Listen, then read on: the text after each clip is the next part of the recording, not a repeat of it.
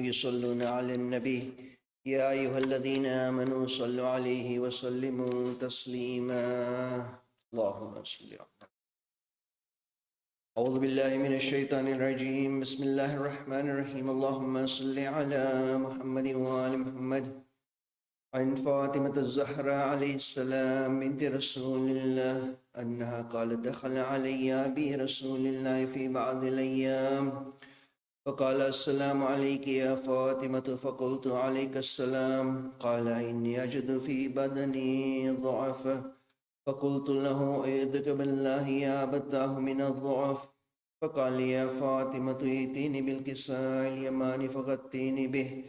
فأتيته بالكساء اليمان فغطيته به وصرت أنظر إليه وإذا وجهه يتلألأ كأن البدر في ليلة تمامه وكماله. اللهم صل على محمد وآله. وما كانت إلا ساعة وإذا بولد الحسن عليه السلام قد أقبل وقال السلام عليك يا أماه. فقلت عليك السلام يا قرة عيني وثمرة فؤادي. فقال يا أماه إني أشم عندك رائحة طيبة كأنها رائحة جد رسول الله صلى الله عليه وآله. فقلت نعم إن جدك تحت الكساء. وأقبل الحسن عليه السلام نحو الكساء وقال السلام عليك يا جداه يا رسول الله أتأذن لندخل معك تحت الكساء. فقال وعليك السلام يا ولدي ويا صاحب حوضي قد أذنت لك. فدخلوا معه تحت الكساء. فما كانت إلا ساعة وإذا بولد الحسين عليه السلام قد أقبل وقال السلام عليك يا أماه. فقلت عليك السلام يا ولدي ويا قرة عيني وثمرة فؤادي. فقال يا أماه إني أشم عندك رائحة طيبة كأنها رائحة جد رسول الله. فقلت نعم إن جدك وأخاك تحت الكساء. فدنا الحسين عليه السلام نحو الكساء وقال السلام عليك يا جداه. السلام عليك يا من اختاره الله أتأذن لنكون معكما تحت الكساء. فقال وعليك السلام يا ولدي ويا شافع أمتي قد أذنت لك. فدخل معهما تحت الكساء. فأقبل عند ذلك أبو الحسن علي بن أبي طالب عليه السلام وقال السلام عليك يا بنت رسول الله. فقلت وعليك السلام يا أبا الحسن ويا أمير المؤمنين. فقال يا فاطمة إني أشم عندك رائحة طيبة كأنها راية أخي وابن عمي رسول الله. فقلت نعم ها هو مع ولديك تحت الكساء. فأقبل علي عليه السلام نحو الكساء وقال السلام عليك يا رسول الله أتأذن لنكون معكم تحت الكساء. فقال وعليك السلام يا أخي ويا وصي وخليفتي وصاحب لوائي قد أذنت لك. فدخل علي عليه السلام تحت الكساء. ثم أتيت نحو الكساء وقلت السلام عليك يا أبتاه يا رسول الله أتأذن لنكون معكم تحت الكساء. فقال وعليك السلام يا بنتي ويا بضعتي قد أذنت لك. فدخلت تحت الكساء. فلما اكتملنا جميعا تحت الكساء أخذ أبي رسول الله بطرفي الكساء وهما بيده اليمنى إلى السماء وقال اللهم إن هؤلاء أهل بيتي وخاصتي وحامتي لحمهم لحمي ودمهم دمي يؤلمني ما يؤلمهم ويحزنني ما يحزنهم. أنا حرب لمن حاربهم وسلم لمن سالمهم وعدو لمن عاداهم ومحب لمن أحبهم. إنهم مني وأنا منهم. فاجعل صلواتك وبركاتك ورحمتك وغفرانك ورضوانك علي وعليهم وأذهب عنهم الرجس وطهرهم تطهيرا. اللهم صل على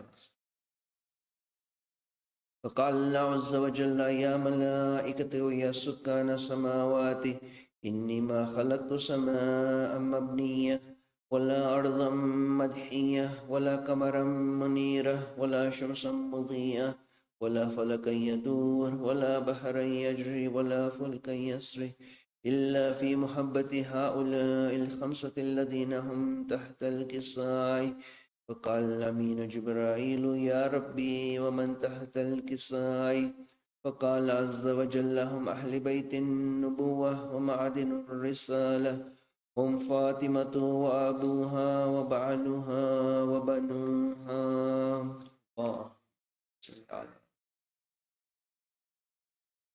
فقال جبرائيل يا ربي أتعزل نحبت إلى الأرض ليكون معهم سادسة؟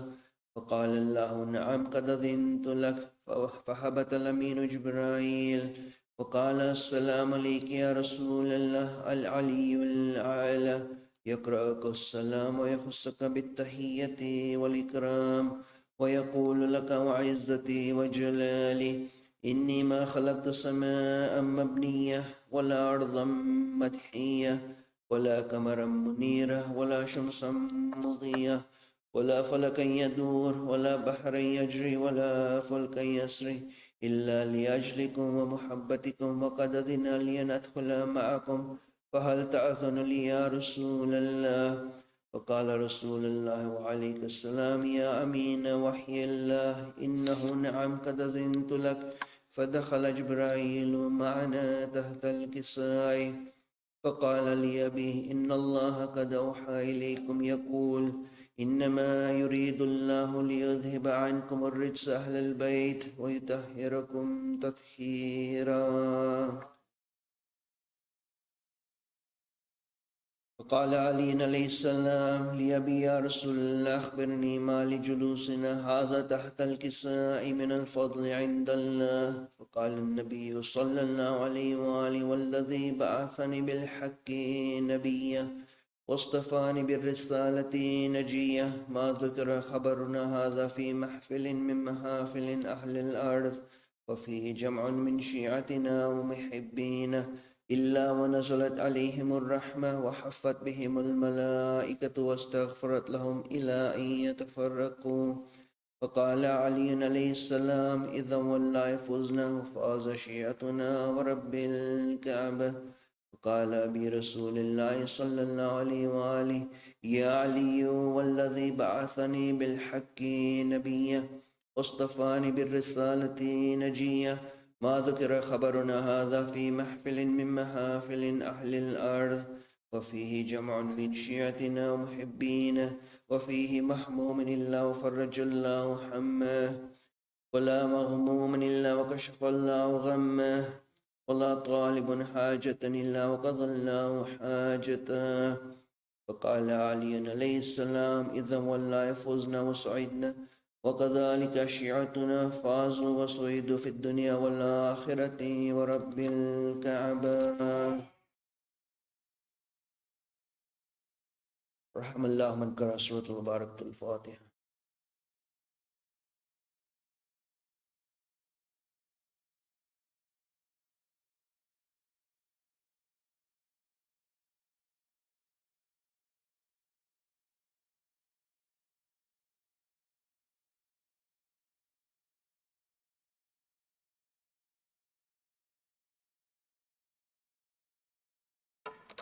أفضل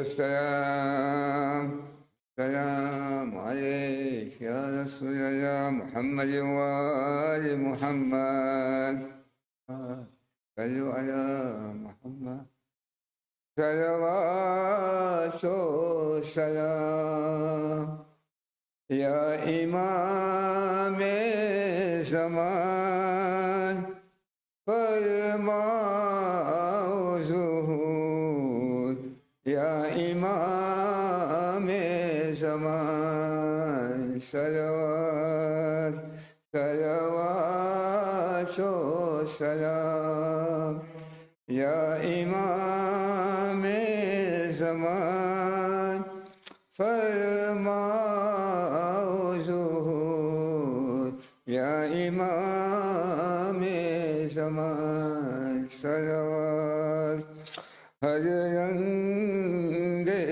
زمانہ اور ہوا، اب پھر اس کو فجور کا دور ہوا، غیبت کا زمانہ طول ہوا، غیبت کا زمانہ طول ہوا، فرماؤ ظہور یا امام زمان، صلوات و سلام یا امام زمان، فرماؤ ظہور یا امام زمان، صلوات۔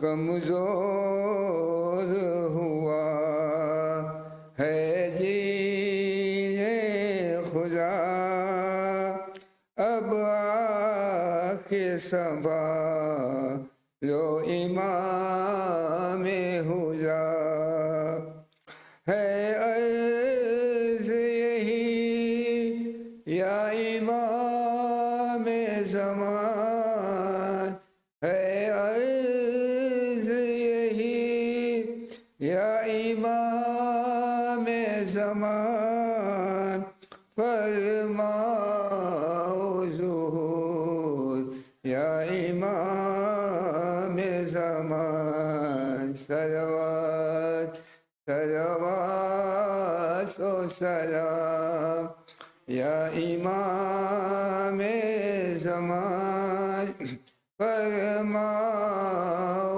ظہور یا امام زمان، صلوات۔ اسلام کی شوکت و شان گئی شیعوں کے دلوں پہ ہے آ کے بنی، کرتے ہیں دعا ہر صبح و مساء، کرتے ہیں دعا ہر صبح و مساء، فرماؤ ظہور یا امام زمان، صلوات صلوات و سلام یا امام زمان، فرماؤ ظہور یا امام زمان، صلوات۔ اے نور خدا، اے نور رسول، اے رخت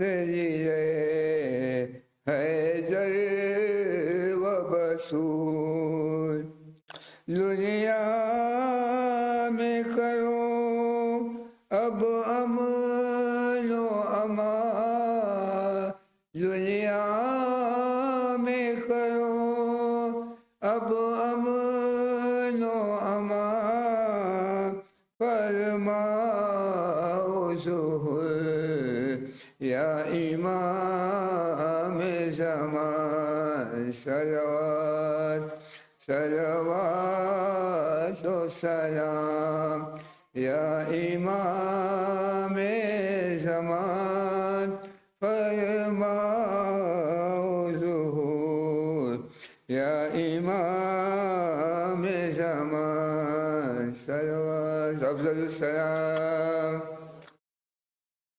یا رسول اللہ محمد و آل محمد، صلوات صلو علی محمد۔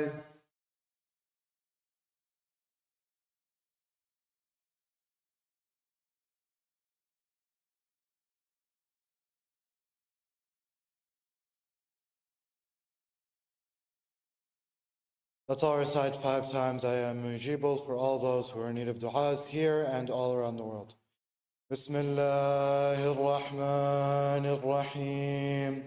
أَمَّن يُجِيبُ الْمُضْطَرَّ إِذَا دَعَاهُ وَيَكْشِفُ السُّوءَ أَمَّن يُجِيبُ الْمُضْطَرَّ إِذَا دَعَاهُ وَيَكْشِفُ السُّوءَ أَمَّن يُجِيبُ الْمُضْطَرَّ إِذَا دَعَاهُ وَيَكْشِفُ السُّوءَ أَمَّن يُجِيبُ الْمُضْطَرَّ إِذَا دَعَاهُ وَيَكْشِفُ السُّوءَ أَمَّن يُجِيبُ الْمُضْطَرَّ إِذَا دَعَاهُ وَيَكْشِفُ السُّوءَ اللهم صل على محمد وآله. سورة المباركة الفاتحة.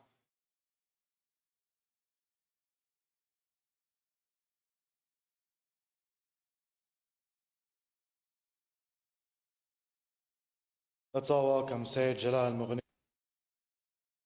وآل محمد.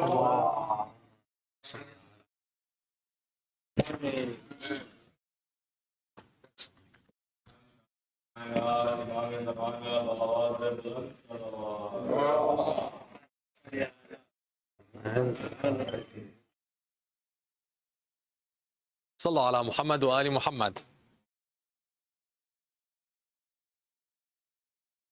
أعوذ بالله من الشيطان الرجيم. بسم الله الرحمن الرحيم، والصلاة والسلام على سيدنا ونبينا وحبيب قلوبنا أبي القاسم المصطفى محمد وعلى آل بيته الطيبين الطاهرين. الحمد لله رب العالمين. الحمد لله الذي جعلنا من المتمسكين بولاية سيدي ومولاي علي بن أبي طالب. والحمد لله الذي هدانا لهذا وما كنا لنهتدي لولا أن هدانا الله. بسم الله الرحمن الرحيم. ربي اشرح لي صدري ويسر لي أمري واحلل عقدة من لساني يفقه قولي.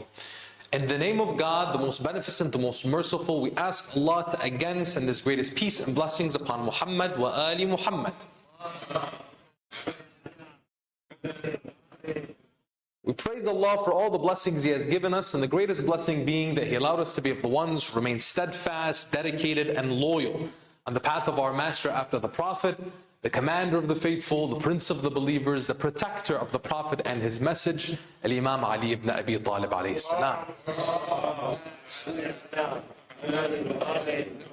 We praise Allah for this blessing and every blessing, for without Allah we would have nothing. Assalamu alaikum, my dear respected elders, my dear respected brothers, my dear respected sisters, wa rahmatullahi wa barakatuh. Now some of you may be asking, why am I not up there? It's because I can't see.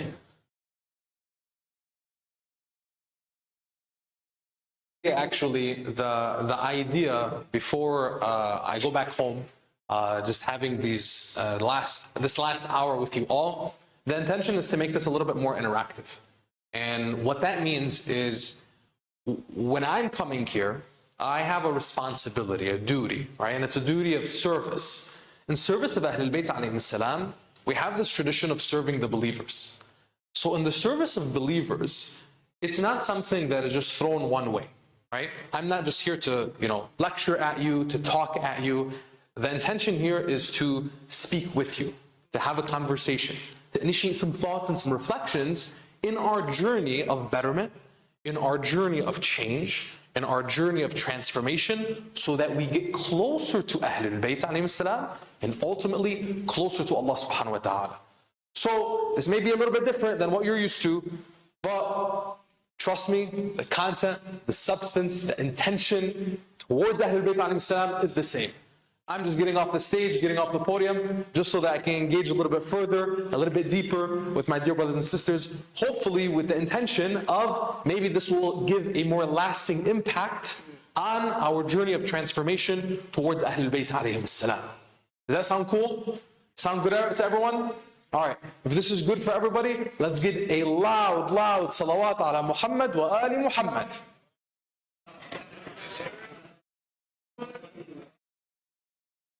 I want to build off of where we left off yesterday.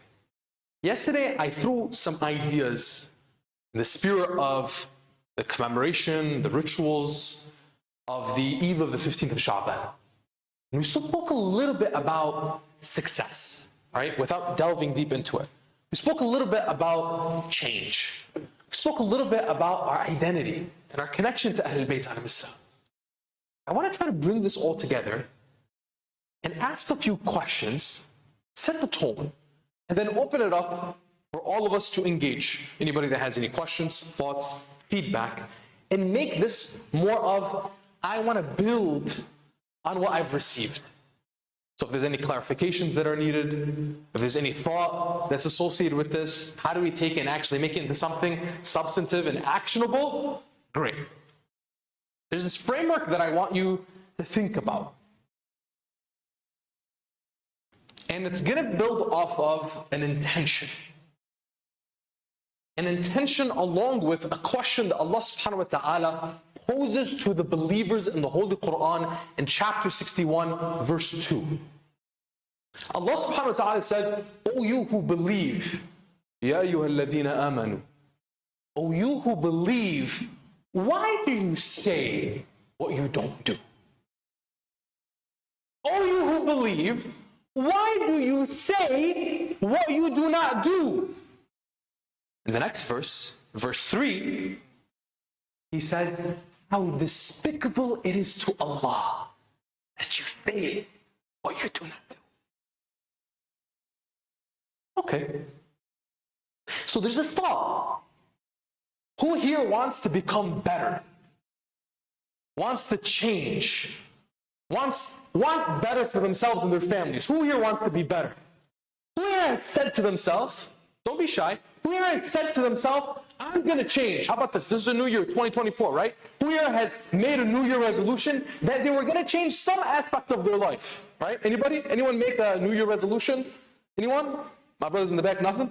Nothing? Come on, raise your hands. Let me see. I'm here. I'm going to come to you in the back, all right? I better see some hands. All right, all together. Who here has said, I want to change at some point in their life? Beautiful. The majority of us, right?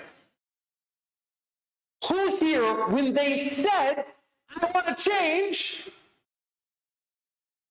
didn't really change? I'll admit. I've said it. All right? I said to myself, all right, at one point, I'm like, I'm going to stop eating junk food. Gonna stop it. It's bad for my health. It's bad for my body. I'm gonna stop it. I didn't stop.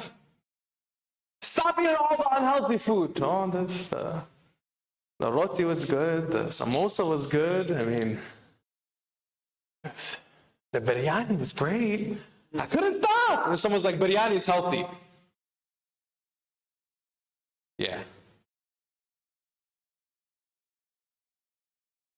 Who here, even though, and I'll tell you my personal journey, there's certain things that I wanted to change, there's certain things that I wanted to do, that I may have said to myself and pledged to myself, not just once, twice, 10, 20. I'm making a joke here with the biryani, but there's some serious things that you and I maybe have wanted to change in our lives. Not just stopping some of the, food with high carbs. But 1 time, 2 times, 10 times, 20, 100 times, you keep on saying, I want to change, but you're not making the change. Who here has been in that situation before? I've been trying to change, but it's not happening. Sisters? Okay. All right. I want you to consider this. I want you to change. In that desire to transform, who are you relying on? Who's going to help you change? Any ideas? Ahlul Bayt in Quran, beautiful. Who else is going to help you change? I can't hear you. Allah is going to help you change, beautiful. Who else is going to help you change? Yourself, beautiful. Are these all the right answers? Or is there a right answer? Is one more important? Look, Tell me, what do you think? When the person said that Allah is going to help me, is it different than Ahlul Bayt and Quran helping me? Is it different than myself helping me? It can be. It can be. If the idea is that I'm going to do it without any other help, you're going to fail. Someone may come forward and say, I'm going to change. I'm going to make it happen. Who's the man? I'm the man. I'm going to make it happen. And then you fall flat on your face. Or someone may come and say, Allah is going to change me. Allah is going to be the one. Ahlul Bayt in the Quran with the intention of what? The Ahlul Bayt in the Quran are of the will of Allah. And you can't truly get to Allah subhanahu wa ta'ala without the right mechanism, the right vehicle, the right vessel, the right wasila. And our wasila is Ahlul Bayt and the Quran. Rasulullah Muhammad sallallahu alayhi wa alayhi. إني تارك فيكم الثقلين or الثقلين كتاب الله وعترتي. I'm leaving with you the two weighty things, the book of God and my family. You will hold on to these two things, you'll never stray after me. But what is the condition? You holding on to what? These two things, straying away from whom? From Allah. You see how it comes together? You see how the elements come together? So all of those answers are right. Allah is going to help you change. Ahlul Bayt in the Quran is going to help you change. You're going to help you change. But you need to bring it all together. And you need to come forward with a seriousness, an urgency. You and I don't know how much time we have on this earth. To my young brothers and my young sisters, we'll be like, I'm young. I got time. I got time to get myself figured out. I got time. I'll tell you where I disagree with you. I don't have time. Me? I'll tell you, for me, I don't have time. There's too many things that I've faced, too many things that I've seen in my life that tell me I do not have time. I don't. As a child, I saw other children abused. They didn't have time. As a teenager, I saw war and bloodshed and bodies in front of me. Things that you see in the news today, I saw firsthand. I saw dead bodies. As a teenager, I didn't have time.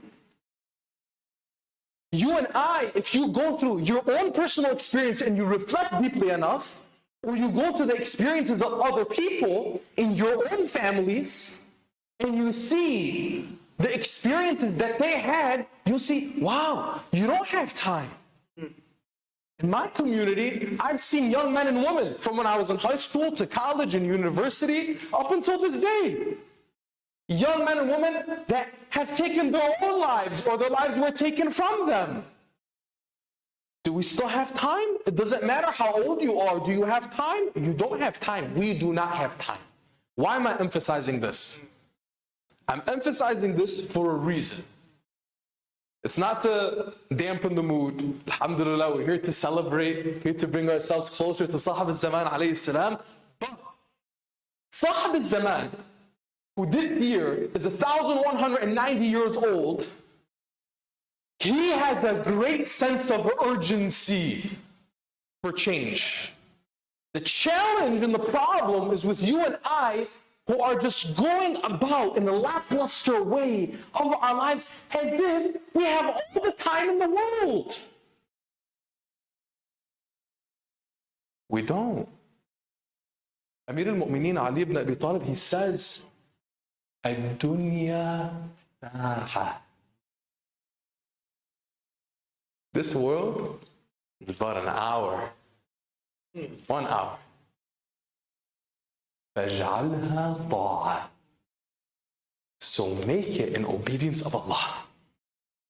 This whole world is just an hour. So make it in what? In obedience of Allah. Now we tie it back in. Who's going to help you change?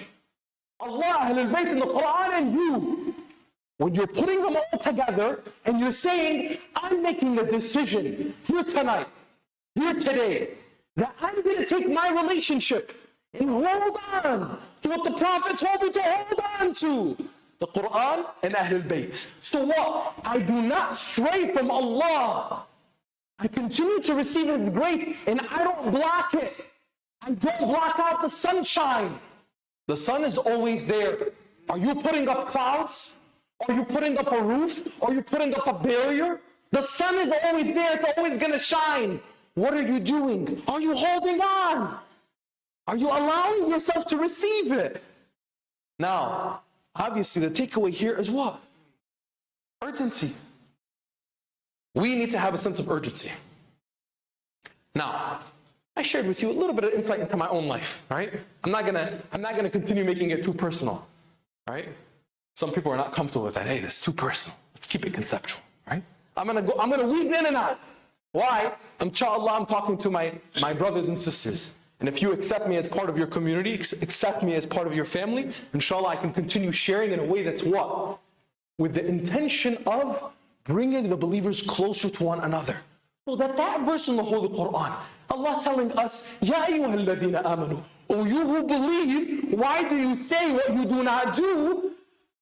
Perhaps we can move away from that reality, which is we begin to do what we say. We all want to change. We all say we want to change. We all want to be better. We all want to be successful. But unless your identity is an identity of success, you can't build a culture of success, whether it be for you as an individual, or you as a family, or you as a community. Apply this. Who here has a business? Anybody here have a business, a company, something, an organization? Beautiful. Apply this in your organization. Apply exactly what I'm about to say in your company, in your organization. Collective change is not possible without individual contribution. If someone in the company, someone in the organization, someone in the family, in the community is suffering, it affects all of us. If you want to see who here wants the Allentown community to be a successful one? Hey, I mean, better see you guys raise your hands. Who here wants Allentown to be successful? I want Allentown to be successful. We all do, right? Who here wants our families to be successful? Beautiful. By the way, I'm going to give you success here, right? Success, the Arabic, it says falah. The word success, falah, to be successful, right? Success is to accomplish a certain aim or objective or goal. You and I, we may have different aims, objectives, and goals. Let us assume that collectively our aim, our objective, our goal is to please our Creator Allah. So that Allah subhanahu wa ta'ala, when He looks down on us, He's happy with us. He's like, look at my abd. Look at my servant. Look at what they're doing. MashaAllah. Taking care of themselves, taking care of their family, honoring the sanctity of the body, the soul, the heart, the mind that I gave them. Look at my abd. Look at my servant. Who here would want Allah subhanahu wa ta'ala to see us that way? Who here wants that? Allentown, you're killing me. Who here wants that? Come on, I need a little bit more. I need a little bit more. In order for me to continue giving you energy and passion, sister in the back, God bless you. Brothers, who here wants to be successful in that way? Allah looks at you that way. Who here wants that? God bless you. That's an amazing goal to have, right? Right? Now here, let me take it this way. Who here wants to be wealthy? Wants money? Success, business? Oh, now some people are hesitant. Why? Because we think it's in contradiction to Allah subhanahu wa ta'ala and what Allah subhanahu wa ta'ala wants for us. Who here thinks that having money and having wealth is not in line with piety and worship and service of Allah? Okay. You could be right if the goal of having wealth and money was at any cost, including sacrificing your relationship with God. And that's with anything. That could be your marriage, that could be your children, that could be your siblings, that could be an organization, it could be anything. But if you are like Nabi Yusuf, the High Chancellor of Egypt, if you are like Moses, who split the sea and led his people against the Pharaoh, if you are like Isa, if you are like Muhammad sallallahu alayhi wa alayhi, our Prophet Muhammad, he led a group of people, men and women from 100 warring tribes. 100 warring tribes, the Arabs. There was 100 warring tribes that wanted each other's blood. And the smallest thing, bloodshed. Muhammad gathered them, united them, made them into the greatest civilization the century and centuries would see. He wasn't just a prophet to them, he was a statesman, he was a leader. Ali ibn Abi Talib, Amir al-Mu'mineen, his khilafah, the state, the empire that he had under his control would be from North Africa to Asia. Allah subhanahu wa ta'ala gave him that power, gave him that wealth. To all of our prophets from before, Nabi Sulaiman gave him the power and the wealth of the east and the west. Allah gave him that. So you and I, if Allah wishes to give us wealth, and we wish to take the wealth that Allah subhanahu wa ta'ala has given us and bless people with it, are we not on His path? Notice what?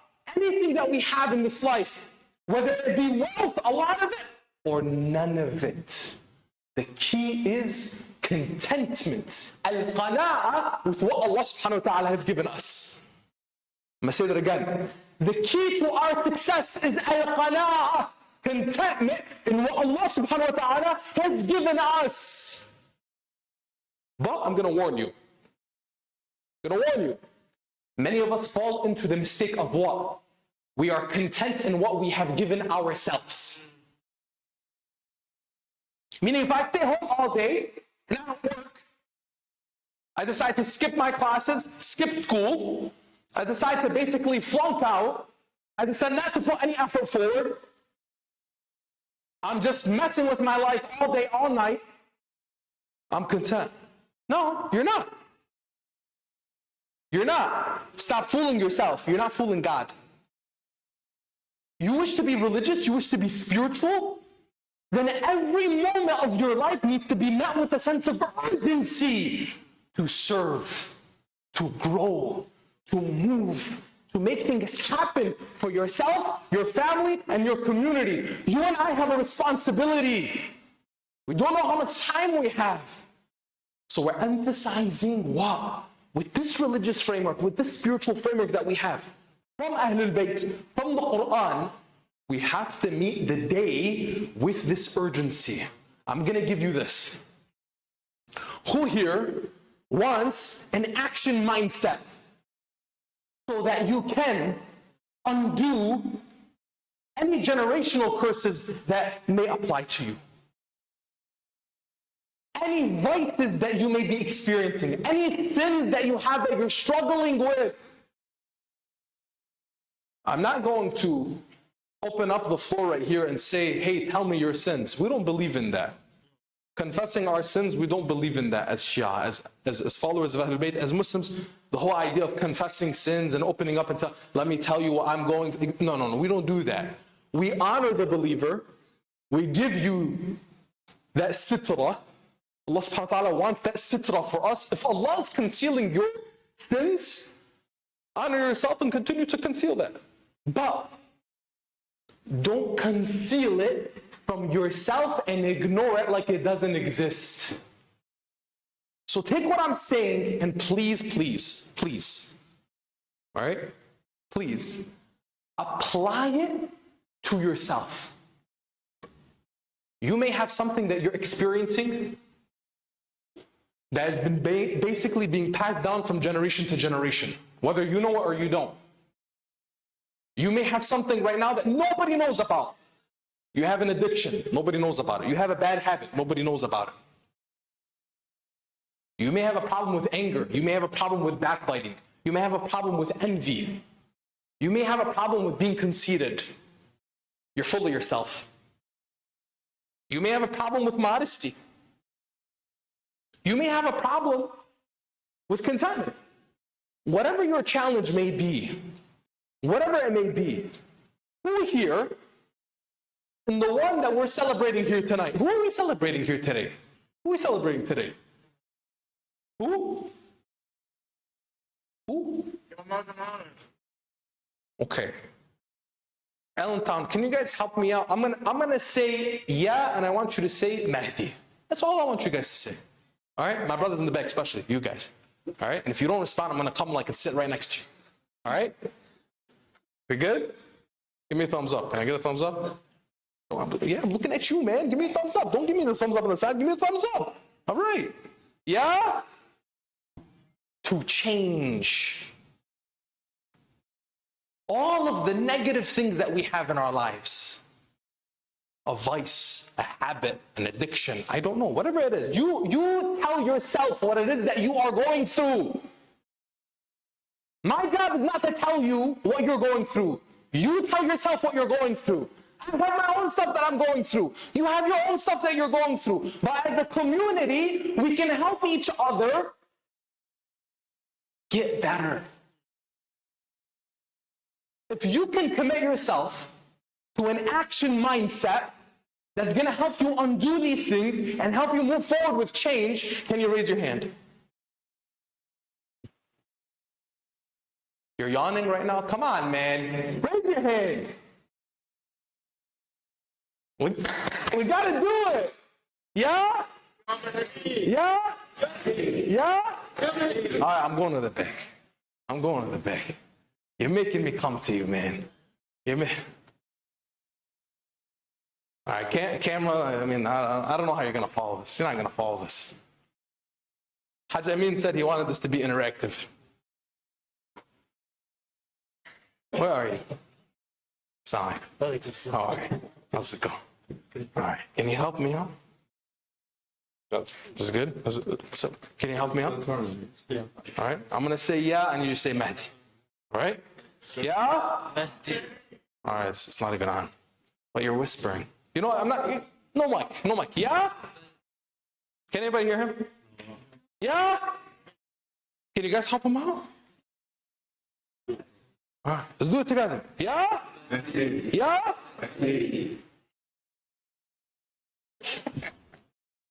What's going on? Yeah? I can't even hear you. How are they supposed to hear you? Yeah? Yeah? Yeah? Can you guys hear him now? Yeah? Yeah? Yeah? All right. Sallallahu ala Muhammad wa ali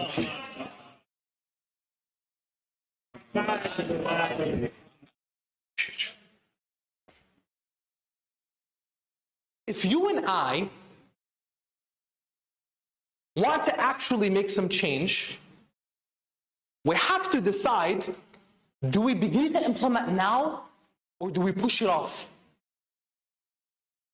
The urgency needs to be there. Here's the framework. Undo. An urgent necessity to do it over and over again. Undo. I'm going to say that one more time. The letters make this statement. An urgent necessity to do it over and over again. Do what? Change. You've identified the sin, the vice, the thing that you don't want. Now identify, where do you want to go? Who do you want to be? What identity do you want to have? You and I, we say we're followers of Imam Mehdi. You and I, we say we're Shia of Ahlul Bayt. Really? Are we? I know you're better than me. Tell me what I haven't figured out. But I know when Allah subhanahu wa ta'ala is telling me in the Holy Quran, Ya ayyuhalladhina amanu, O you who believe, why do you say what you don't do? You can say all you want, I can scream all I want. But Jalal, unless you do it, God's going to tell you, next verse, how despicable in the eyes of Allah that you say what you don't do. Why is it despicable? You know why it's despicable? Because we can do it. Allah's given us everything that we need. He's given us the Quran and Ahlul Bayt. He's given us everything that we need in order for us to be successful in this life and the next. So if I want to come forward with a sense of urgency, a necessity to do it over and over again, I don't want to be that guy anymore. I don't want to be that guy that just basically is on just wasting my life. I don't want to be a waste man. I don't want to be that. I don't want to be a low life. And you and I, men and women, we can identify what are the actions, what are the behaviors, what are the thoughts and the feelings that make you a low life in your own privacy. Listen to me right now. Do not allow yourself to be a public success while you're actually a private failure. It may look good on the outside, but behind the scenes, you know what's going on. But with that thought, I want you to see this as well. When you're comparing to other people, be kind with yourself. You're comparing your behind the scenes with their highlight reel. Don't do that. Don't do that injustice to yourself. We're talking about moving personal growth and development towards Allah subhanahu wa ta'ala. The best gurus of growth and development are Ahlul Bayt, my dear brothers and sisters. Imam Ali alayhi salam, he gives you an equation. He tells you, work for this life as if you'll live forever. Work for the next life as if you'll die tomorrow. So every day you're meeting the day as a lion and as a monk. As Imam al-Baqir alayhi salam would describe his Shia. Lions in the day, monks in the night. What does that mean? Every day you're fully dynamic. Every day as a Shia of Ahlul Bayt, you're meeting the day and its challenges. And you're never leaving Allah. Because Allah doesn't leave you. What you do for this world is not detached from God. Your prayer is not detached from this world. So let's stop living this dichotomy, this duality of, oh, I need to be doing this. My job and my business and me making money and me taking care of my family is one end, and then the other end of me being spiritual and religious is on a different end. No! The Prophet would see a man pray day and night in the same spot in the mosque every single day. He was praying in the mosque more than the Prophet.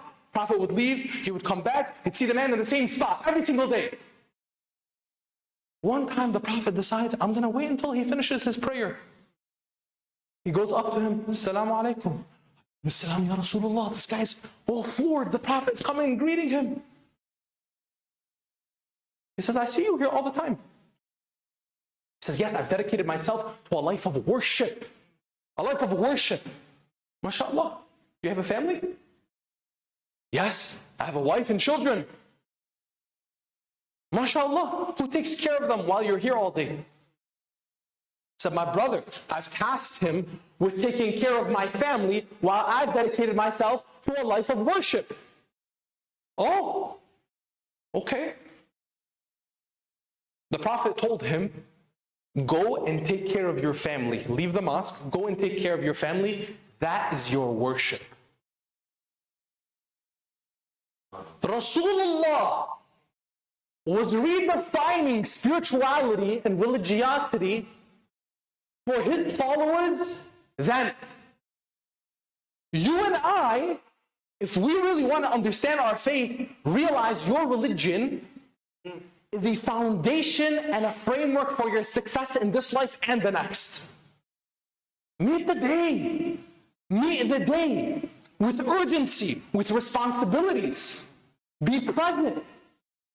Now, whatever challenge you're facing, I may say, I don't want to be a prisoner. I don't want to be shackled to my sins and my vices anymore. I may have a problem with anger. I need to face that problem. I may have a problem with self-esteem. I may have a problem with thinking I'm inadequate, incompetent, I'm not good enough. You need to face that problem. I mentioned yesterday, in my own personal journey, there was something I was going through that until I realized, I said, yeah, I want to change, until I realized, I saw my son's 3.5. I saw something, and I can't explain it, but I saw something in my son that made me think, Jalal, you have to change right now. Right now you have to change. You can't take the risk of your son taking on the voice that you have. You have to change. So if you're not going to do it for yourself, do it for him. There's a statement that I heard regarding success. Now we have our own definition of success. And that is contentment with what Allah gives us. That's ultimate falah, the ultimate success. Contentment with Allah subhanahu wa ta'ala. Amir al-Mu'mineen, he says, al-qana'a ends. Contentment is a treasure, is a currency that never depletes, never loses its value. Oh man, you want to be content, you're going to be good. But again, watch out. Not content with what I give, content with what Allah gives. So I still need to have that sense of urgency. When I heard this statement, you will be successful when you want to succeed as badly as you want to breathe, I applied that to myself. Applied that to my own frameworks. Applied that to my own lifestyle. And I realized for myself, I don't want to be successful. I need to be successful this life and the next. Why? Allah subhanahu wa ta'ala has given me this life. What an honor to live. Period. What an honor to live. This life that the Holy Prophet would describe and say the believer's sanctity is greater than the sanctity of the Kaaba itself. That's how much Allah loves you. That's how much the Prophet loves you. That's how much Ahlul Bayt love you. And you're going to mess around? You're going to just treat every day as like I'm just flipping through my phone? What do you want out of this life? Go for it. What do you want? What do you need? I realized I need to be successful. Meaning what? I need to be content with what God gives me. And I need to meet it with a sense of urgency. I have to take care of my vices. I don't have time. I need to succeed. My son needs me to succeed. My daughter needs me to succeed. My wife needs me to succeed. My community needs me to succeed. If you and I, each and every one of us, God doesn't change our condition unless we change what's within ourselves. Yes, Allah will help you to change. Yes, He's the one you need to have faith in. Yes, the Ahlul Bayt in the Quran will help you change. They are the ones that you need to hold on to. But the decision is yours. The decision is mine. The decision is ours. We can either keep on showing up in this just lackluster, kind of just like dragging ourselves to the mosque, to the majlis, to the program, to our homes, to university, to our jobs, to our families, and just kind of showing up and kind of being there, or you can show up with a sense of appreciation and gratitude. I'll tell you, most of my vices were attached to what? I thought I was grateful. I was not. I thought I was content. I was not. I thought I was appreciative of the blessings that Allah subhanahu wa ta'ala gave me. I was not. You and I, if we really be honest with ourselves and see when we say, Ya Aba Abdullah, when we say, Ya Amir al-Mu'mineen, when we looked at, brothers and sisters, who here has faced a struggle and then called onto Ahlul Bayt and it was resolved for them? Who here? Well, I'll put, if I had a third arm, I'll put it up. In my greatest struggles, it was none other than Muhammad wa al Muhammad that saved me. Hands down. With a shadow of doubt. In my lowest times where nobody would see me, Ya Sahib al-Zaman, he would see me. I may not see him. He's the sun behind the clouds. But trust me, in your lowest points, who do you go back to? And then with their grace, they give you and they take care of you. You're my Shia, you're my follower. Come, I'll help you out of this situation. I'll help you out. And then what do? We forget.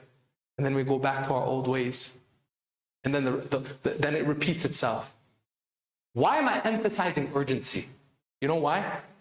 I'm trying to make sure that in this period of grace that I have, that Ahlul Bayt alayhi salam has provided me with the power of Allah subhanahu wa ta'ala, that I don't go back. And instead, I'm applying the sense of urgency. Oh man, I can't go back. I can't go back. Just like the Prophet told his followers, لا تعرض بعد الهجرة. There's no going back. لا تعرض بعد الهجرة. There's no going back to the uncivilized state that you were in the age of ignorance. Once you became a Muslim and you accepted the light, there's no going back after the migration, after the light, after Islam. So you and I, how do we keep our Islam, keep our light, keep the civilized state that we're in? Push away the vices, push away all of the sins, push away all of these things. Now, am I telling you that in this whole journey that I'm talking about of pushing away and coming into the light of being better and change and transformation, that you're going to be perfect? No. Absolutely not. Perfection isn't required of us. Perfection is not what is being required from us. It is the pursuit. It is the journey. It is the striving towards the betterment and the change. When you're making that decision day in and day out, who sees you? Who sees you? Who sees you? Allah. Who sees you? Allah. Oh man, my brother's in the back again. We're falling asleep. Do I need to come back there again? No. You're supposed to be, yeah, come back. We're chilling. No? Who sees you? Who sees you? Who sees you?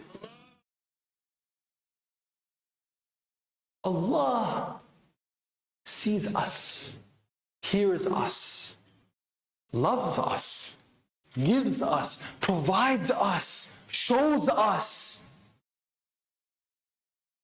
The only one standing in the way of you changing from being that person who was lazy, lackluster, not coming into the day. The only one standing in the way of you growing and changing, transforming from that to being that person that's present every single day of their life, demanding success of themselves every day of their life. When a time of prayer comes, I'm there. When my job requires me to be somewhere at a certain time, I'm there. When my class starts at a certain time, I'm there. Now some people were like, what does class have to do with religiosity? It has everything to do with religiosity. The Shia need to be the most successful in any community, in any society. Why? From me, from Jalal, no. From Imam Sadiq alayhi salam. كونوا زينا لنا ولا تكونوا شينا علينا. Be an adornment to us, not a disgrace to us.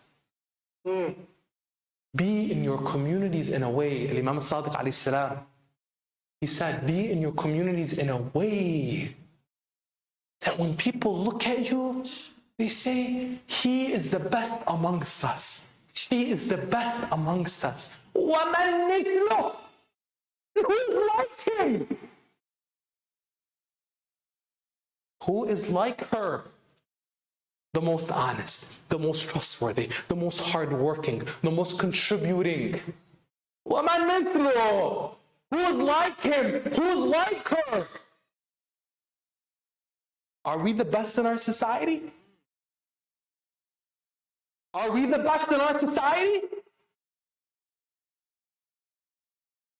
When one Shia grows, we need to grow around him. We need to put our differences aside. We need to put our disagreements aside. You have an issue with somebody? Figure it out up here. Stop waiting for an apology to come your way. Stop waiting for the circumstances to change. You will change the circumstances. If you change what's within, everything without is going to be there for you. The transformation of our society, of our community, starts with each and every one of us. God tells us it in the Quran. He's not going to change our condition unless we change what's within ourselves. You and I, stop blaming, stop pointing the finger, stop saying all the things that are wrong. How are you and I contributing? Do you know how powerful that is? Collective change is only possible through individual contribution. When Jalal is focused on Jalal, I can't come up here and tell you everything that I'm talking about unless I'm doing it, unless I'm striving in it. I won't say anything, and God forgive me if I did, say anything that I'm not working through right now. And you and I, if each and every one of us became their best and highest selves, what happens to us? What happens to us? Our community changes. Put the differences aside. Put the disagreements aside. Focus on you. Stop worrying about what she's saying, what she's wearing, what he's doing, where he's going. Stop looking left and right to find the faults.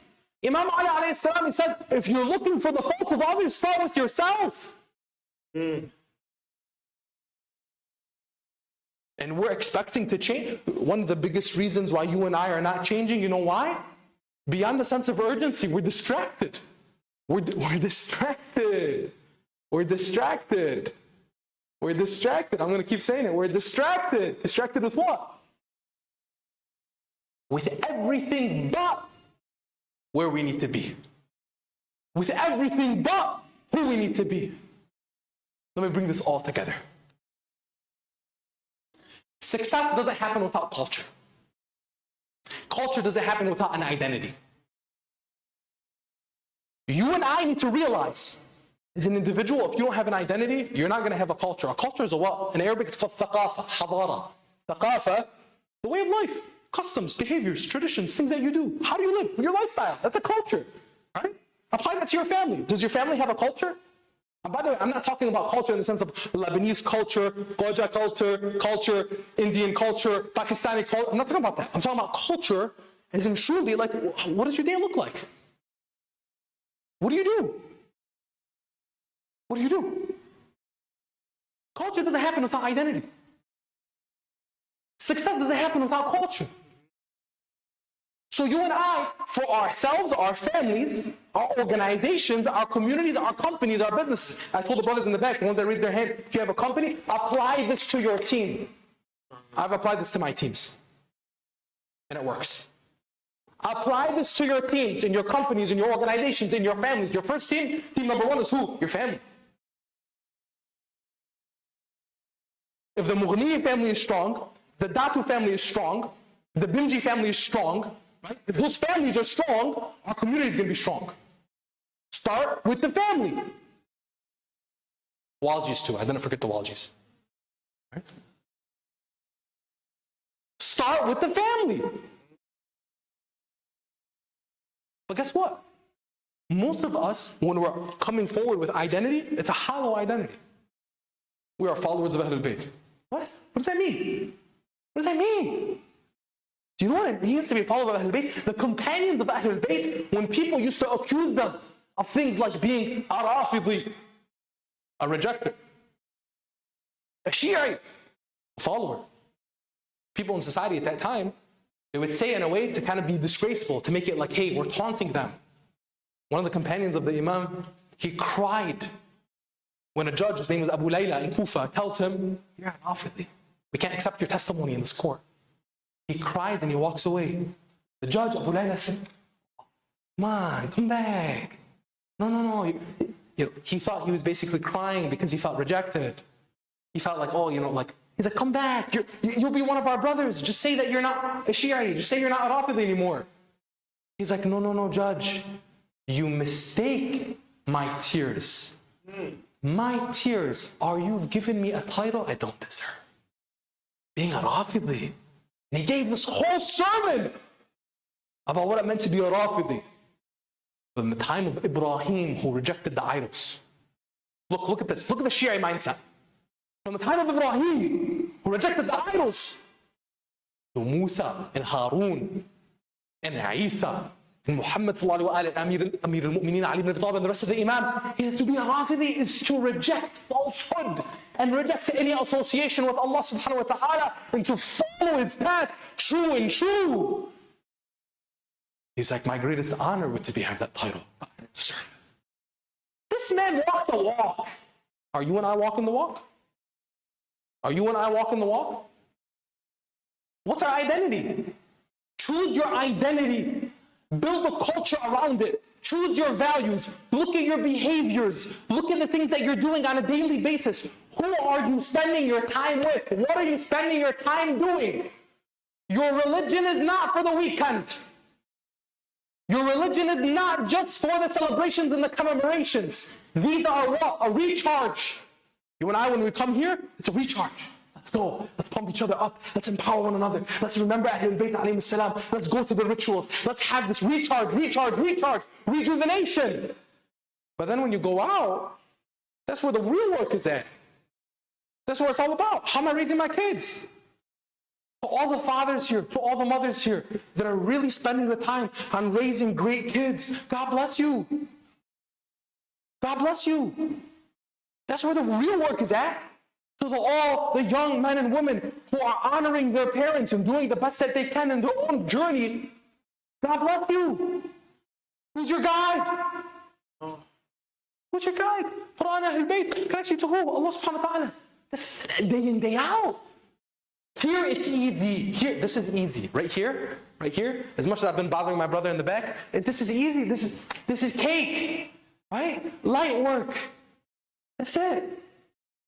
When we go out there, that's where your identity is challenged. That's where the culture that you have is actually going to protect you and move you into your success, or you're going to fall apart.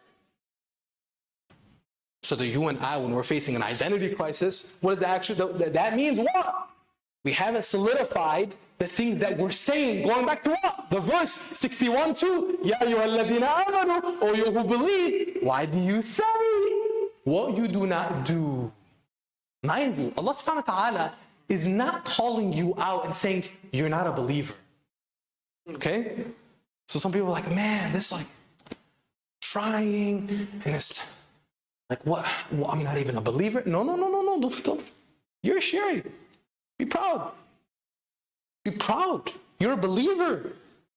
Hold on to that wilayah. Hold on to that belief. Allah subhanahu wa ta'ala, Ya ayyuhalladhina amanu. He's talking to us, the believers. You do believe, but stop saying what you're not doing. And some of you be like, oh, you know what? I'm just going to give up on changing. What am I going to do? I'm just going to give up on changing. I don't want to keep saying what I'm not doing. No. God is telling you, why do you say what you don't do? Because He wants you to come into your transformation. You've had the acceptance of the belief, now take it into action so you can be your best and highest self. So you can say in connection to Allah, I am, I will, and I can. That's the whole point. You were destined for success. You were destined for greatness. You were destined to be happy. You are destined to be content. You are destined to be successful. But the choice is yours. To take it or leave it. Yes. Yes. I'll leave you with that, my dear brothers and sisters.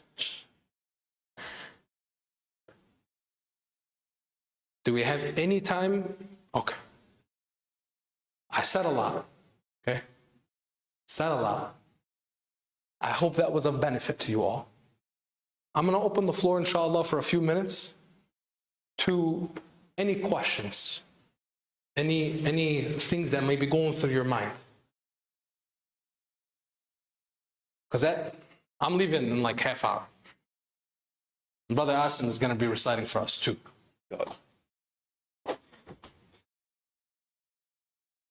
So opportunity for my dear brothers and sisters in Allentown.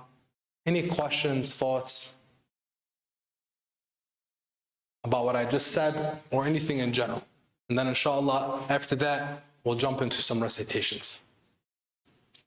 Jump into Amin. What is it? Jump into Amin first.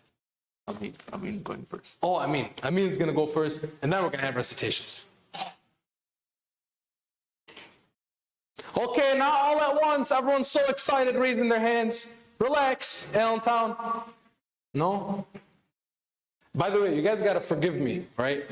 You know, like, you guys are more appropriate, more proper than I am. You know, like, you have better posture than I do. Everyone's sitting properly.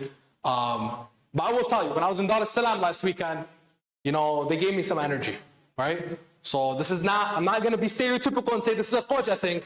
Okay, I'm just going to blame Allentown.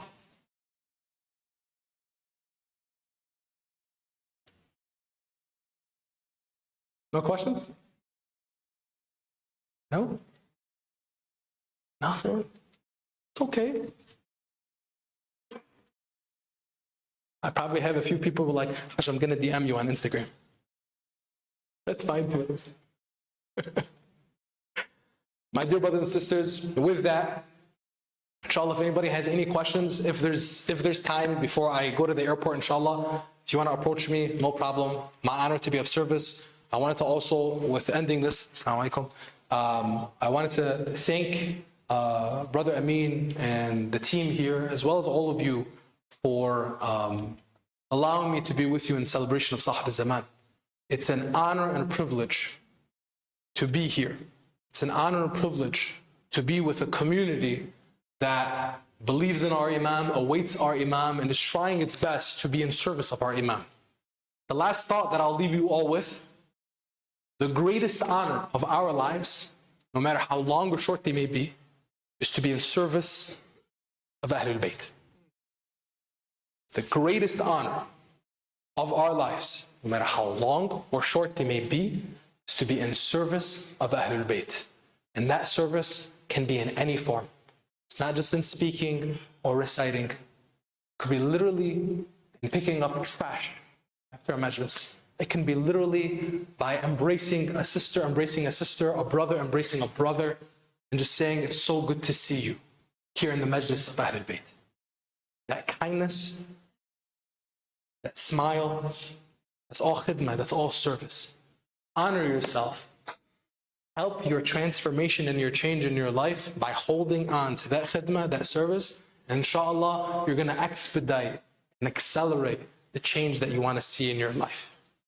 Thank you again for having me with you all. هذا والحمد لله رب العالمين وأفضل الصلاة والتسليم على نبينا محمد وعلى آل بيته الطيبين الطاهرين.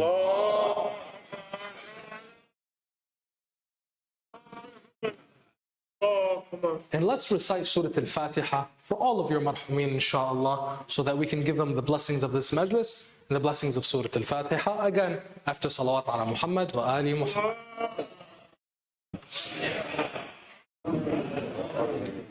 One with us.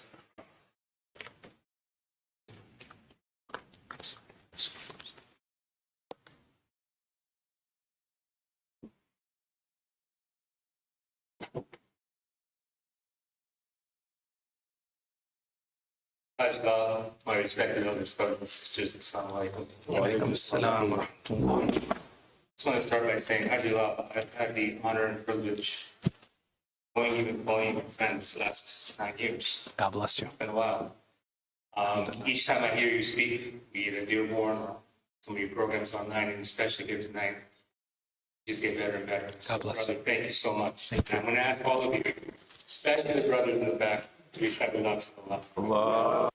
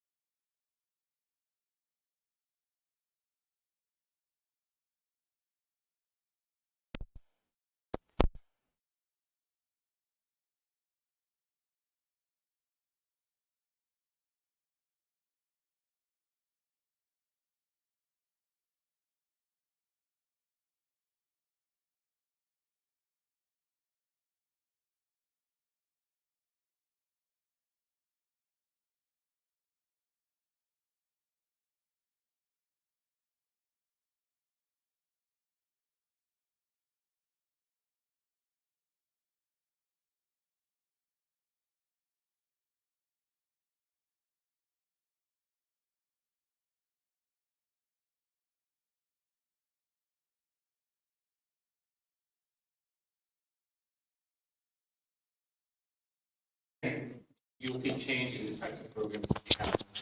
And we're trying to tackle issues. We learn from the member. Right? This is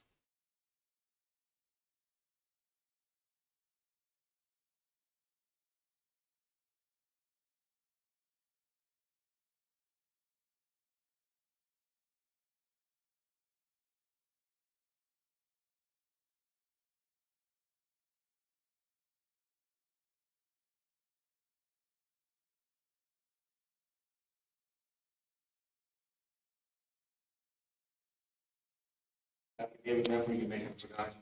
But we have done things like that. You're going to see things like that this from now where I've asked the speakers as well to do things just a little bit different. Okay? And it's uncomfortable when we go through change, as Hajjah mentioned. Change sometimes not comfortable. Right? But again, it's not intentional to make you uncomfortable, it's to expand all of us, our minds, our hearts, and our souls, to take it to the next level. Right? That's what we're trying to do here. Okay? When we talk about topics that are different, you will see here, and I'm going to give some examples, just what we've done here since we've come to the church. Right? I'm going to start with last night, and I'm just going to comment on it because this is on my head, it's on my mind, because I've gotten a lot of messages before and after the program. So rewind a year and a half ago, when we first came here to Asbury, we started doing our programs downstairs. And because of some of the conflicts with other programs that were across the hall with the piano and things, and the space, we decided, in the media, we decided to come upstairs here. And when we came up here, there was a lot of commentary. There's a cross. How can we pray in here, even though this is where worship of Allah subhanahu wa ta'ala happens? Not just by us now, by them as well, right? A lot of commentary, a lot of resistance. People were, I'm not going to come. You're doing it up there. And people didn't come and thumbed up. We're all still here. Last night was different. We were in the gym because we had an amal. And it was an opposite comment that I got. Why are we downstairs? Because when we were downstairs, we all wanted to stay downstairs. Why can't we do this in the gym? But last night was the reverse. We wanted to come up here, right?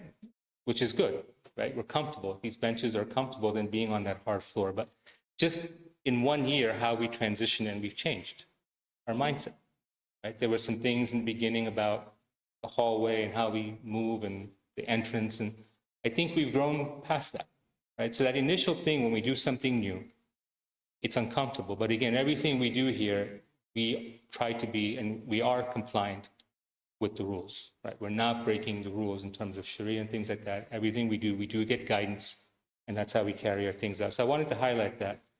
The other thing I want to highlight is the programs that we've had here the last few months specifically have been tackling what some may consider taboo topics.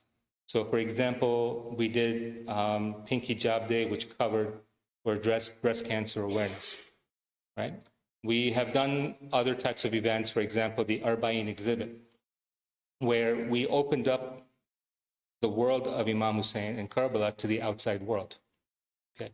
And I remember even that program, when we were doing it, we wanted to revert back to what we're comfortable with. We wanted to do another julus in the parking lot during that event. We wanted to recite Nohas, which is great. We do that for the whole month, 2 months, Muharram and Safar.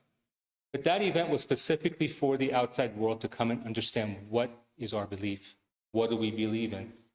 And the feedback from that was incredible, the ones who did take advantage. And this year, we're going to do it again, and we're going to make it even better, and we're going to invite even more people than we did last year, right? I've said it before, and I'm going to say it again. And I saw this in the Facebook. I was in a group, and there was a post, and it said, if you want them to fall in love, 12th Imam, you have to get them to fall in love with Bibi Fatima, Imam Ali, Imam Hussein.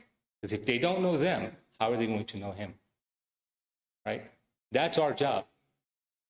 And Jalal touched on that. It's more than just coming here and gathering, what we do outside. It's what we can do when we come together here. So these are the types of things you're going to continue to see. The other things, like I said, we touch on what may be considered taboo topics, right? We don't discuss them openly. Can't do that, brothers and sisters. We're under attack, right? Each and every single one of us, especially the ones of us who have children, young children, right? I have 2 boys. One already got through university and one is finishing high school the next couple of years. What our children are exposed to in these schools it's disturbing. Right? One of the topics that we're going to start addressing, or there's a series of topics we're going to start addressing, one of them we're going to start tackling next week. Right? We're under constant thing. You cannot watch a TV show, be it Netflix, be it Amazon. You can't even watch the Disney Channel anymore without the whole LGBTQ thing coming in our face. All right? Now, we have our beliefs, but there's a way we have to carry out our beliefs. Right? Can't change who we are. We're not going to change who we are, and we shouldn't change who we are, but there's a way we have to interact with society. There is a level of tolerance and things that we need to have with the world around us without affecting our beliefs. Next week, Hamda, we have the madrasa running a program. They have invited Sheikh Jafar from Toronto. He'll be here with us next week to tackle some of these challenging issues with our youth, ages of grade 7 to 11. These are our older children. There'll be 2 workshops that will be held on Saturday with the children, the different age group. I think middle school, I think high school. I'm not sure what that breakout is. But again, there are different maturity levels within our elder students, so they're going to break it up accordingly, and Sheikh Jafar will address it. At 2 p.m., there will be a parent session. All the children will be sent over to the gym. We'll have activities, and we'll keep the children busy. But if you are a parent of a child, you need to be here. You need to be at that session. I suggest both the mother and the father, each household of these children, be present. Grandparents, be present. Anybody from the community who wants to understand these issues, be present. You're all invited. Right? Again, we're under attack from the outside world. Okay. Shaitan has the upper hand. He controls media, social media, and everything else. We got to be armed how to deal with it. You need to be here to understand how. Following that session in the evening, since we do have the presence of Sheikh Jafar, I know many of you like his lectures, and he does amazing speaker and scholar. We're going to have a chai and chat session at 8 p.m. And this is catered to the entire community. It's not just youth, it's an entire community topic. It's a chai and chat called Divine Responsibilities as Believing Adults. Right? What does God expect from us? How do we navigate the challenges that the world possesses today? All right, so this is going to be a really good workshop. I encourage all of you to attend. Again, there's no age limit on this. So please join us for that. Next Thursday as well, we're going to be doing something unique. All right, so right now we don't have a scholar present, so we have the video lecture. In lieu of the video lecture, we're going to have a special presentation by Sister Sajida Ballo. She'll walk us through the steps and provide us some key tips on how to be successful for the month of Ramadan. It's a timely session. I encourage you again all to come forward. I commend Sister Sajida for stepping forward to do this for us. And I think it'll be very it'll be an education experience for all of us. So again, please do join for that program.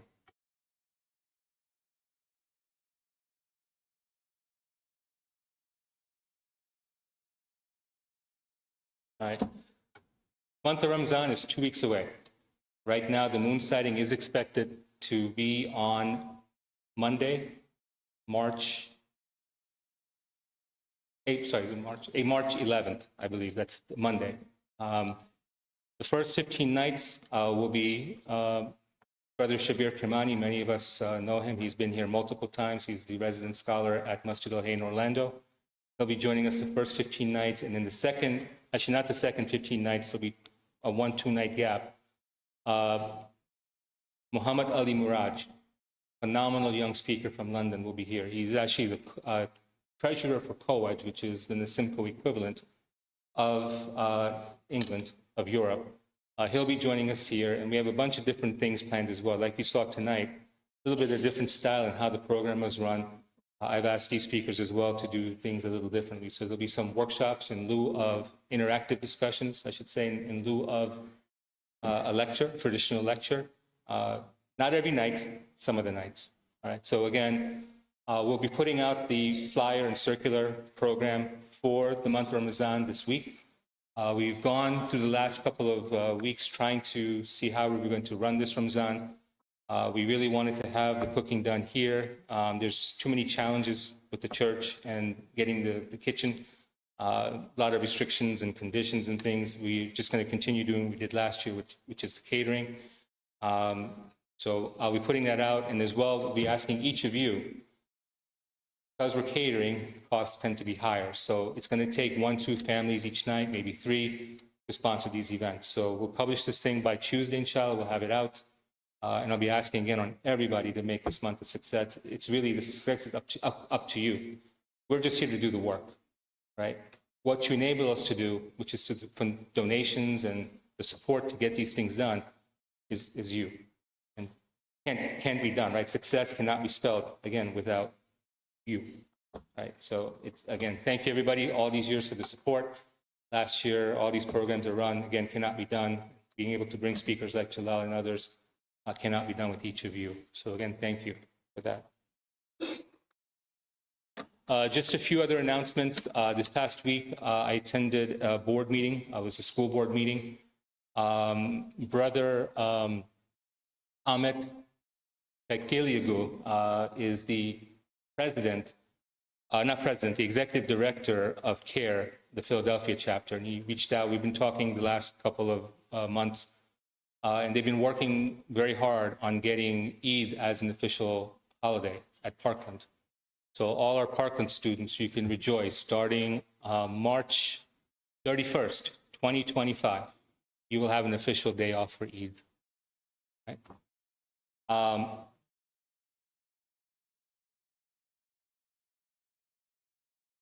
That's quite an accomplishment. So it will be showing as a teacher in service day, a professional development day, similar to some of the other Jewish holidays like Yom Kippur and Rosh Hashanah and Diwali. They show up the same way.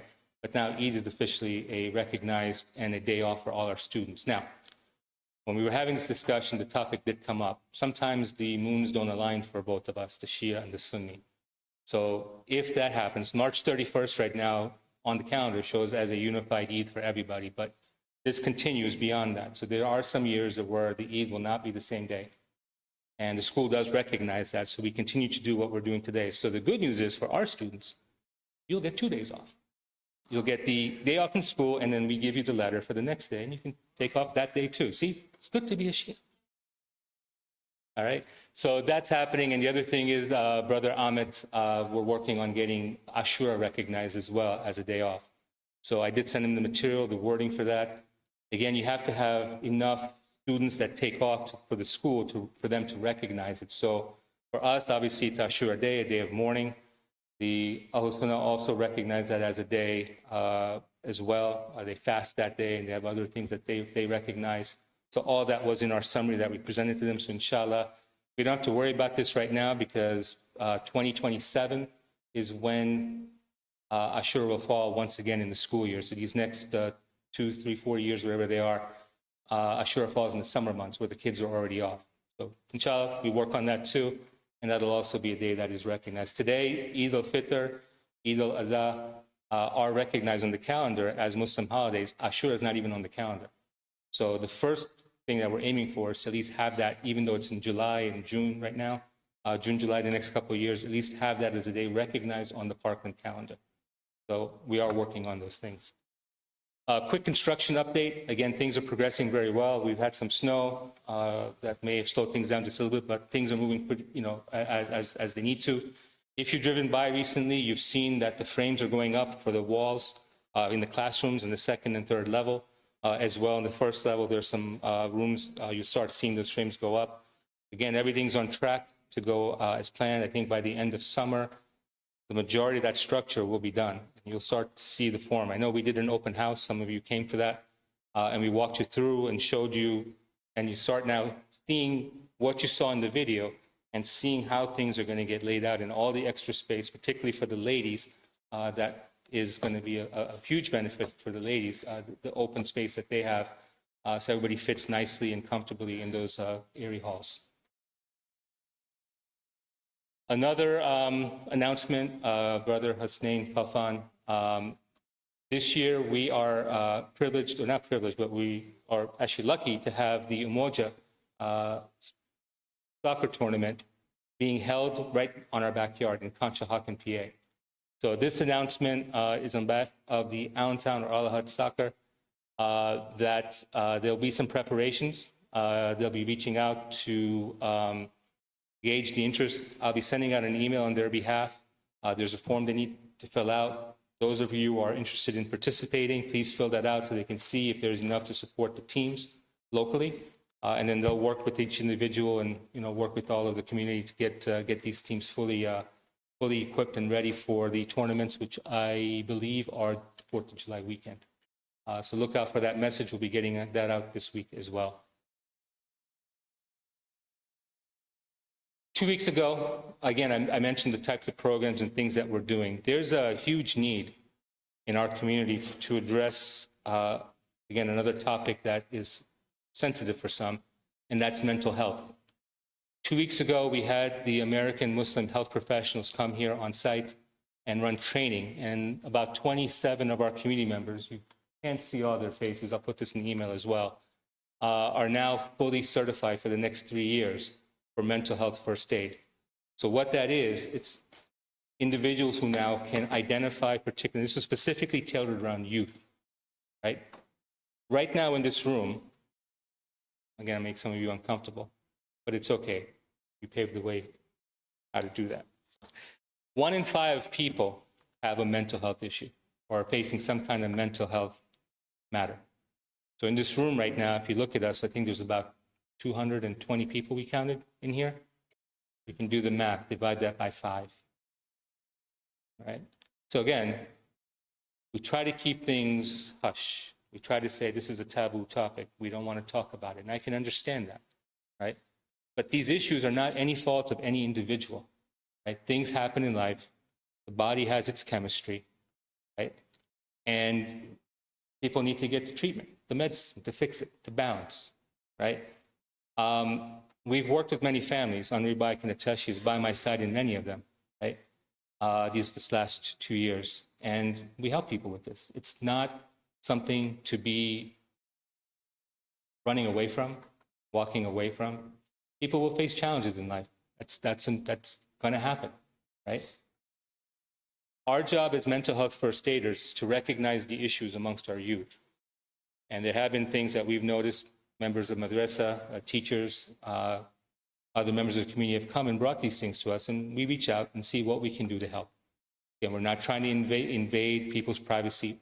We just want to help people, right? So again, if you know something that's going on with the family, I know last week after the session, 2 different families came up and brought matters to us, and we're trying to see what we can do to help with this issue. But again, we're going to have the same session later this year or early next year again for adult mental health first aid, and have other programs as well on this topic and other workshops and things. But again, we're here to help, right? A lot of times, and I said it to everybody there, I think everybody who was in that class 2 weeks ago heard me say this loud and clear.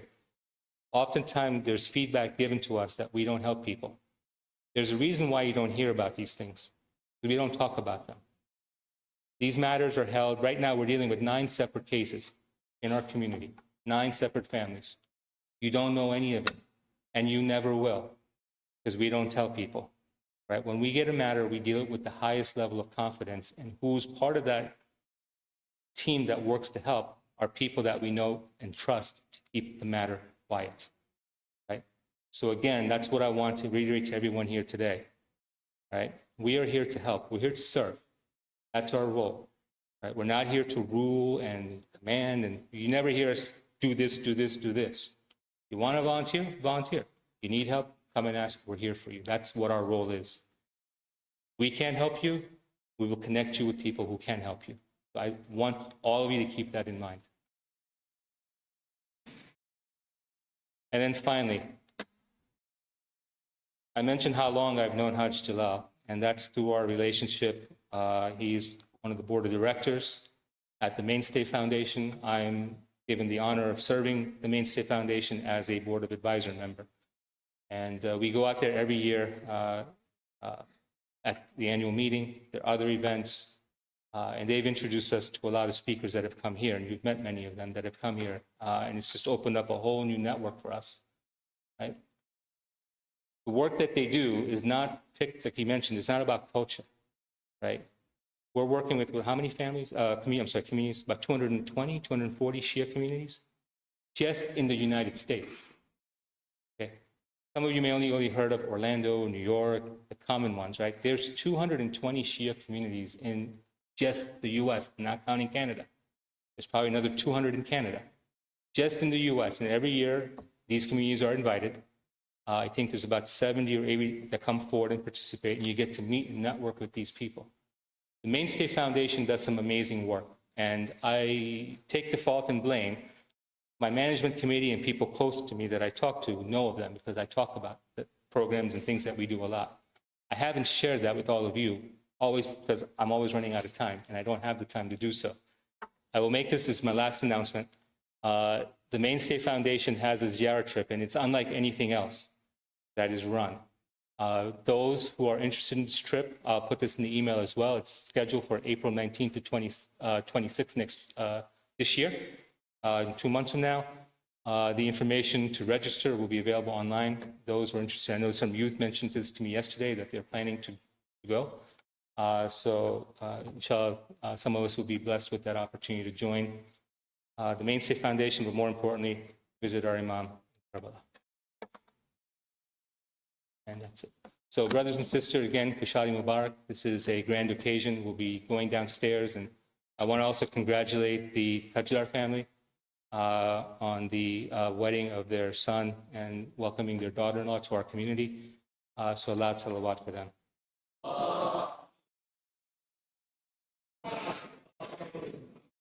And if you can please again remember our marhumeen with the Surah Fatiha.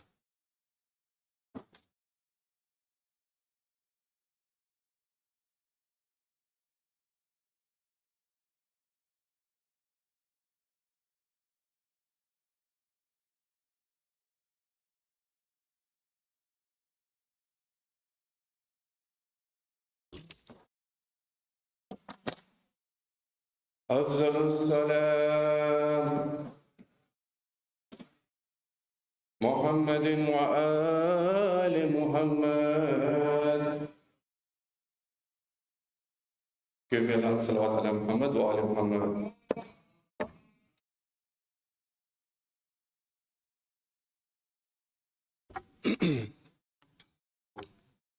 The worst nightmare for a reciter is waking up the day of recitation and no voice, which is what I'm struggling with. Inshallah, the good news for you is I'll keep it very short, but give me 2 or 3 lines, inshallah, to get my voice level. If not, we'll recite something together, inshallah. Allahumma salli ala Muhammad wa ala Muhammad. Ma salli ala. दुआएं मांग रहा हूँ खुदा से दे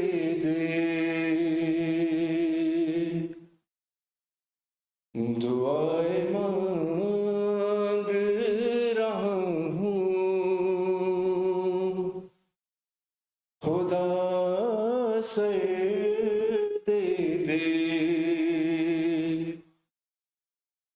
दुआएं मांग रहा हूँ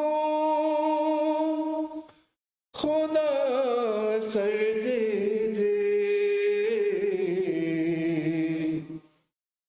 मैं चांद ज़हरा का देखूं मुझे नजर दे सुना है नूर सा चेहरा है मेरे आका का सुना है नूर सा चेहरा है मेरे आका का निगाह मेरी है बेनूर तू नजर दे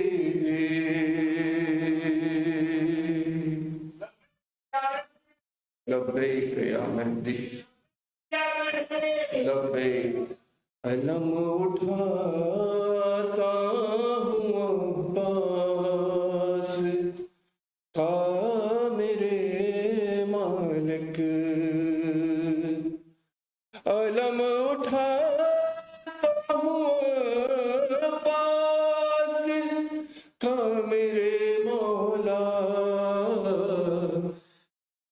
چکے نہ آگے کسی کے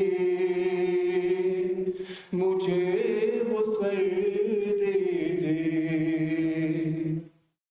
دعائیں مانگ رہا ہوں خدا سر دے دے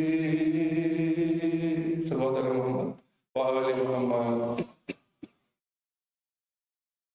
وآل محمد وأجل. I recited this a few years ago, inshallah, and this is something that everybody knows. This kalam is by Shaheed Ustad Sabse Jafar. Our request is, again, this is not fun reciting unless everybody recites together, yeah? So my humble request, we have maybe 5 minutes, I'll keep it short, and we can go for namaz. Recite together, yeah? Salawat ala Muhammad wa ala Muhammad.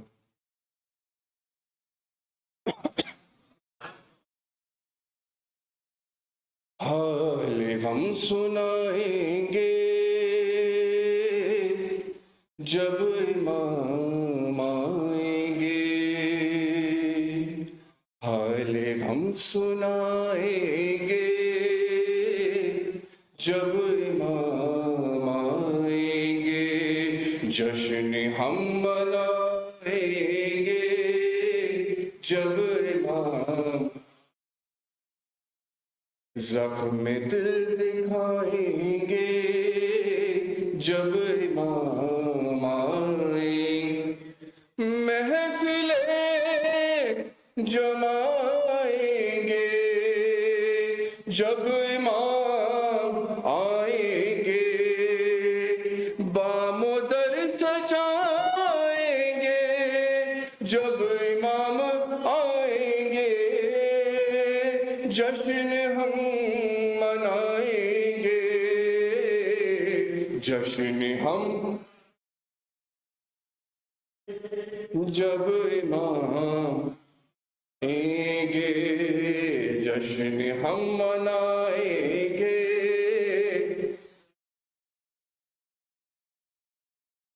زخم ہے ابھی تازہ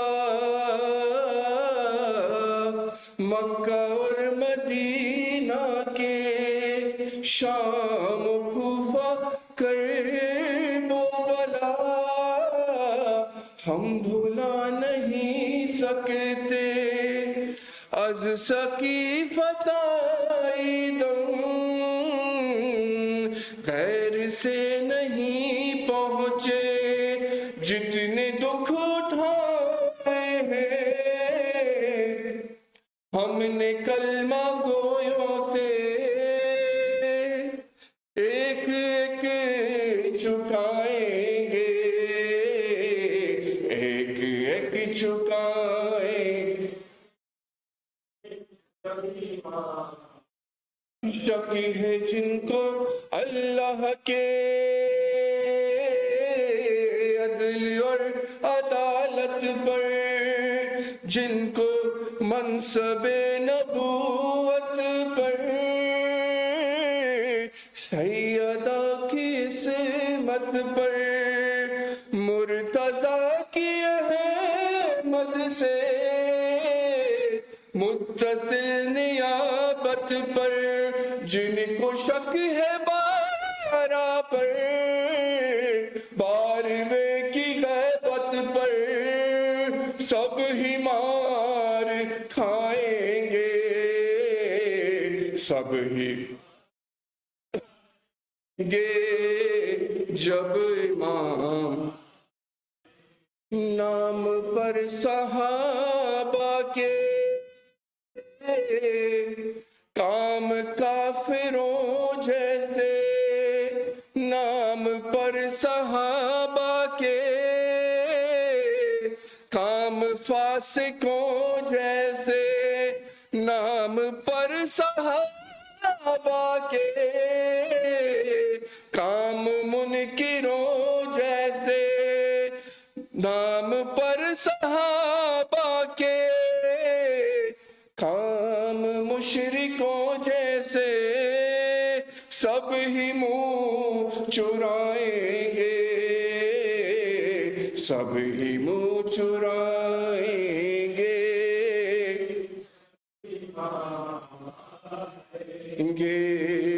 جشن ہم منائیں گے، نعمت شریعت کو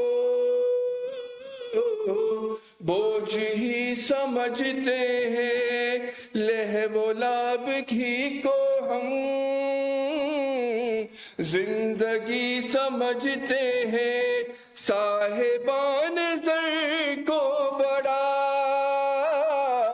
آدمی سمجھتے ہیں، تنگ دست مومن کو بس یوں ہی سمجھتے ہیں، کیا مقام پائیں گے، کیا مقام پائیں گے، آئیں گے جشن ہم منائیں گے،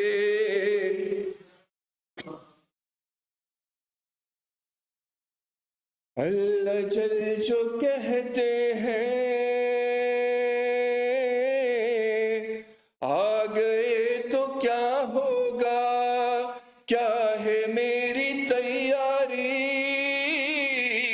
پیش میں کروں گا کیا، سبت جعفر اپنا تو بس یہی ہے سرمایہ، ہم دونا تو سوز و سلام اور منقبت نوحہ ہم یہی سنائیں گے، ہم یہی سنائیں گے، آخری بات دل سے پڑھیں، آئیں گے جشن ہم منائیں گے، مائیں گے جشن ہم منائیں گے،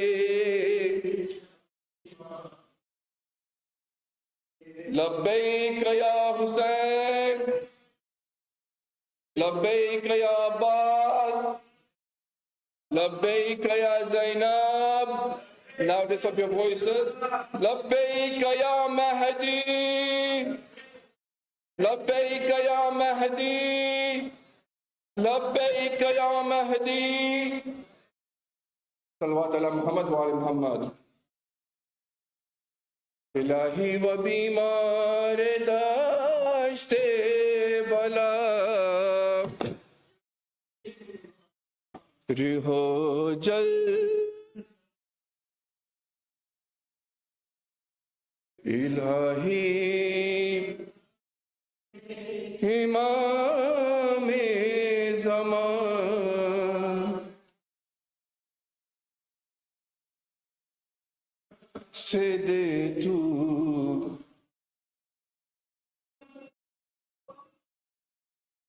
رہو، اٹھے قبر سے کہہ کہ ہم یا علی،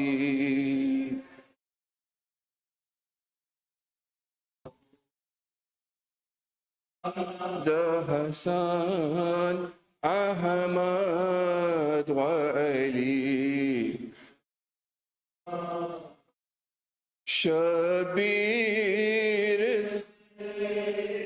تا امام زمان، شبیر تا امام،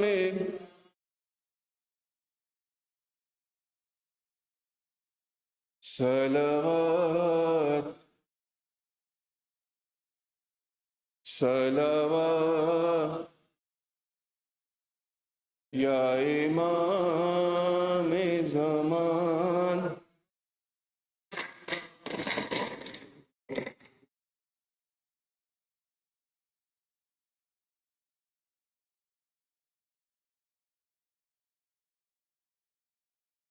الرحمن عليك يا رسول الله. السلام عليك يا أمير المؤمنين. السلام عليك يا فاطمة الزهراء سيدة نساء العالمين. السلام عليك يا حسن المجتبى. السلام عليك يا حسين شهيد كربلاء.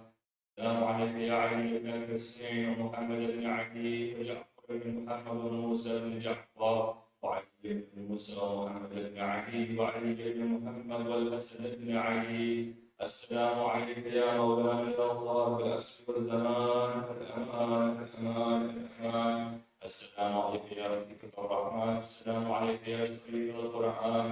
السلام عليكم يا كعبة الإيمان. السلام عليكم ورحمة الله وبركاته.